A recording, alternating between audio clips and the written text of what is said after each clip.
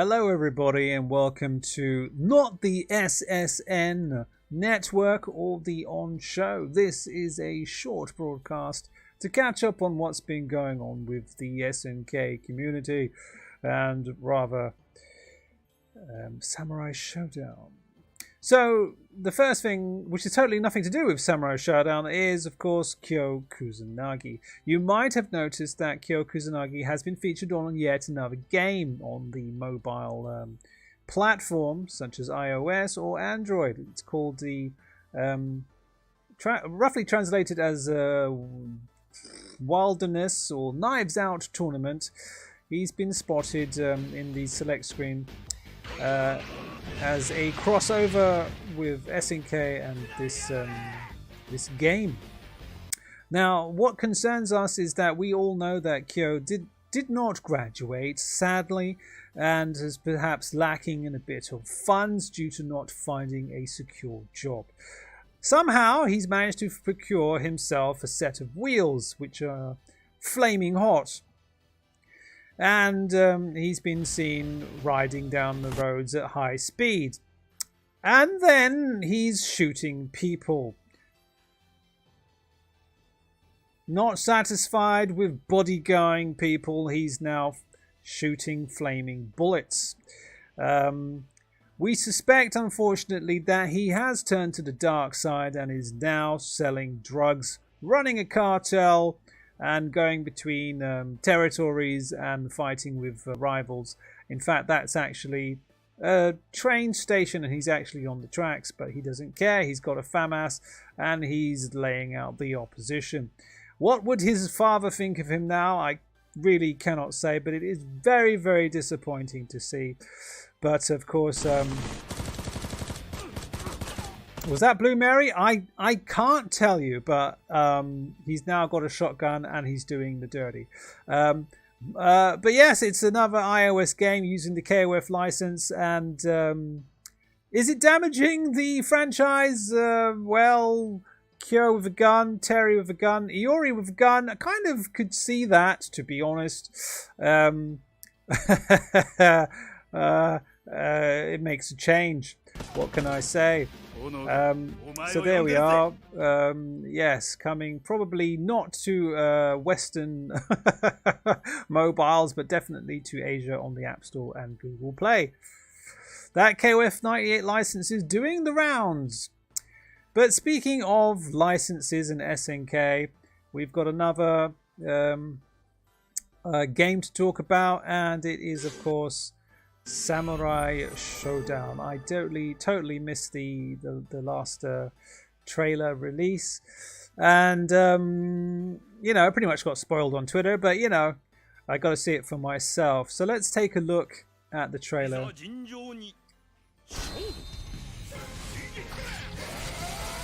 Okay,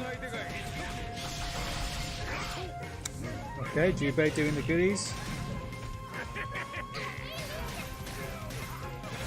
Okay. Hey, Galford. Galford's kind of bleeding there. Or there's a lot of... Whoa! That's gonna hurt. Okay, that's like 70%. Galford, I didn't know you were a training dummy. That's a lot of blood. Yes. Okay, right. Let's review. Right, coming early summer 2019. Okay, hold up. So that was about this trailer is 60 seconds. We had some pauses. Let me just see. Unreal Engine starts about here. Okay, 5 and then 49:10. Okay, so it's about, well, I don't know about you, but it looks like to me, combining the two trailers, we've got just about over a minute. And then they're going to have the game playable at PAX East 2019.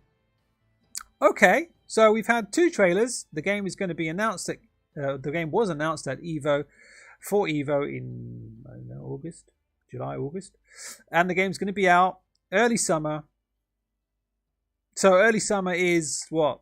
So we're in March right now. It's going to be March, April, May, June, July. So August is too late. So we're going to say that's maximum March, April, May, June, July. Maximum 4 months time, right? I don't know about you, but I do kind of, you look back and you kind of expect a couple of trailers before this game is out to keep people like, really hot for it.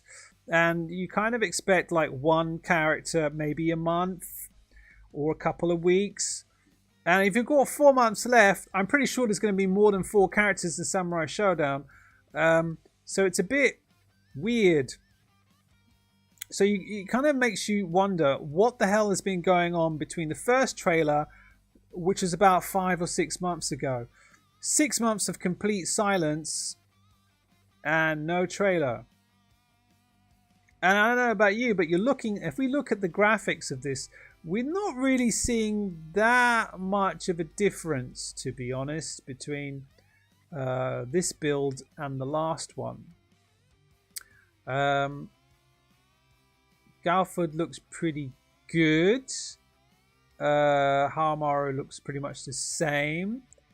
Poppy, on the other hand, ooh, that's not a good look there. That one. That's not a great look, but that's frames of animation. He's being beaten up right there.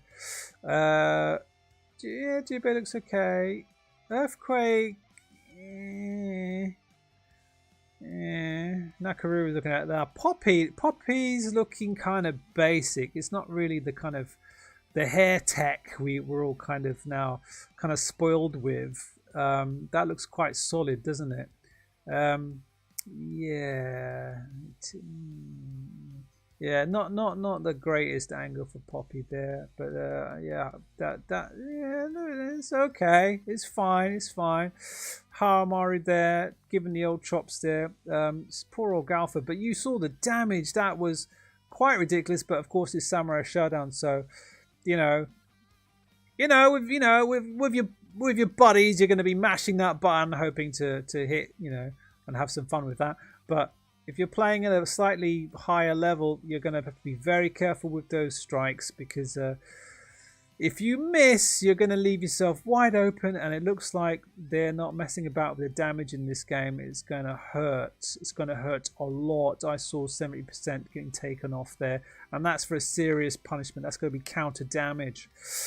So yeah, it's looking interesting. As a KOF fan, I don't know, I'm not head over heels of the whole thing, but it's going to be interesting, of course. The first couple of days online before the first couple of days of release, when SNK's like, hey, check out the new game, enjoy, we've play tested it, it's going to be awesome. And then you're like, you think to yourself, okay, you guys have play tested this, right? And then you just wait for this one plucky FGC guy to go, hey, look at this thing that I can abuse. And you're like, wait, okay, good playtesting there, SNK. And then they're going to patch it. So if you want to enjoy the brokenness of a game, you've got to be there on day one. So that's going to be pretty sick and kind of expensive. But, that's a privilege of getting to be a really abusive son of a gun on Samurai Showdown and mashing people up with whatever exploits they can find in the first couple of days. So maybe I'll be jumping in for some of that. As you can see, it's only one bar. I don't see any, guard bars or any special crazy things. So I guess they're going for the kind of simple approach, which is going to be a lot more fun for a lot of people, I expect. So there we are, Samurai Spirits. And yeah, it's Samurai Spirits, not Samurai Showdown. Okay, whatever. So you may have also heard that there has been an announcement that Athlon Games are publishing the game. Athlon Games is a subsidiary of the company that owns SNK. So it's kind of interesting because that shows that kind of in the family now. But is Athlon going to publish globally or just in the Asian region? That remains to be seen. So that's going to be interesting. We haven't heard if it's going to be one of the previous companies that published for SNK in the West. And it's always interesting to see who's going to be begging for forgiveness for their certain atrocities. But some of them have done a good job, so we'll see how that goes. Yeah, I think that's about it, really, right? Yeah. Okay. Yeah, I think that'll do it. So we'll see what happens. I have no idea what's going on right now. But I think with 3 or 4 months to go, it's all going to go very, very hectic after the next announcement, I think. We're going to see once all the publishing thing has been sorted, that means I guess that means that they're going to be able to release all the information through these publishers, and they're going to get cracking on that to boost the interest in the game as much as possible before the game's release, and then of course leading up to Evo. They're betting a lot on Evo because, yeah, you know, apart from Evo, I haven't really seen Evo. 1 trailer, 2 trailers, Evo announcement. That's been it for Samurai Spirits. That's all. So it's going to be very, very interesting to see how that's going to pay off for SNK, or whether it's a bit of a waste of time. But we'll see how that goes. All right, thanks for watching. If you're interested in more of the jibber jabber for the SNK community, rather the KOF kind of viewpoint. Sorry, I'm not really, you know, total SNK guy. More of a KOF head.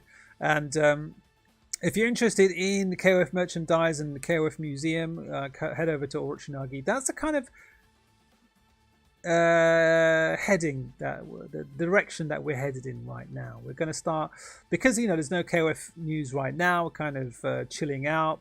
We're going to start looking at the things of KOF history, starting with just the merchandise. We're probably going to move on to things like games, cosplay, special artwork, special events that happened in history. But we're going to just kind of compile all of that and stuff it into Orochimaru before I shut it all down in a couple of years. Or if KOF 15 is any good, we'll be continuing from there. All right, so head on down to Orochimaru when you've got a moment, and I'll probably see you there. All right. Have a good night, ladies and gents. I'll see you next time.